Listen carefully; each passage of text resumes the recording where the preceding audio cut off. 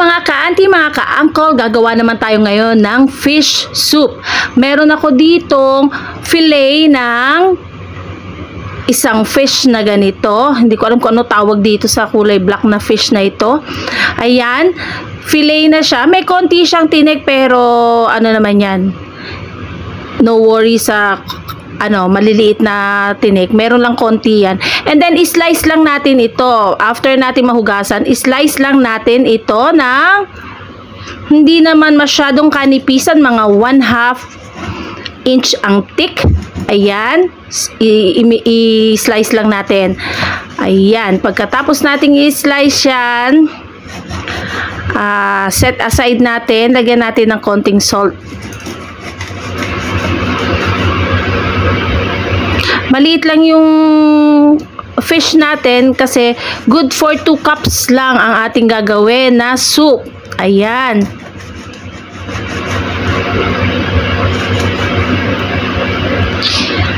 Ang tawag sa soup natin ngayon ay fish soup with coriander. Pagkatapos ni Aling Amay hiwain itong ating fish, isunod naman natin yung ating susunod na ingredients. Konti lang ang ingredients nito. Konti lang. Easy cooking soup. For 30 minutes lang may soup ka na or less. Madali lang siyang lutuin. Ayan, lagyan lang natin ng konting salt para magkaroon ng lasa yung ating fish meat.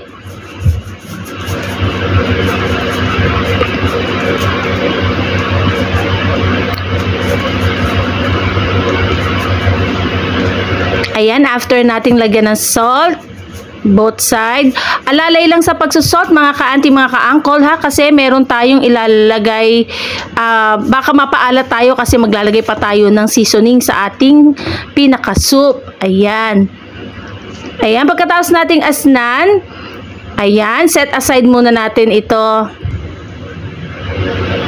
At meron ako ditong century egg. Ayan, hiwain natin slice natin to into 4. After we cut into half, slice natin pa uli ng half pa uli. At meron ako ditong 4 slices of ginger. Ayan, boiling na yung ating tubig. At pagkatapos, ilagay na natin yung ating ginger. I-boil natin for some minutes yung ating ginger para lumasa na siya sa tubig, sa pinaka-soup natin. At pagkatapos niyan, lagyan natin ng spring onion or leeks or scallion, whatever you call it. At pagkatapos niyan kumulo for some minutes, ilagay natin yung ating century egg. Ayan. Inisip ko pa kung ano tawag, kasasabi ko lang. Hala. Okay. Anyway, ayan. Pagkatapos ng sandaling kulo, mga 2 minutes lang, ilagay naman natin sunod yung ating fish. Ayan. Nakita nyo, nag-iba na yung color ng ating soup base. Pagkakulo ng mga 2 to 3 minutes, madali lang pakuluin to kasi fish siya, madaling lutuin.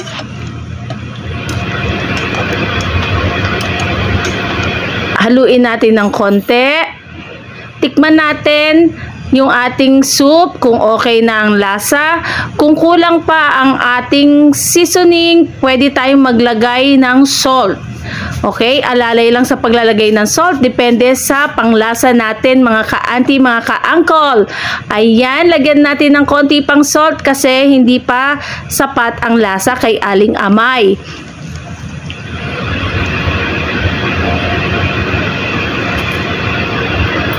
After nyan, ilagay na natin ang coriander at 1 minute lang. Pagkulo, takpan natin. Tapos na po ang ating soup. I hope nagustuhan nyo itong ating easy cooking soup. Ayan na, ready to serve na. At kung nagustuhan nyo po, paki-like and share po ang ating video. At sa mga bago po sa aking channel, please do subscribe and hit the notification bell para updated po kayo sa mga susunod pang mga videos. Thank you so much. God bless us all and happy life. Enjoy life. Happy tummy! Enjoy your soup! Bye!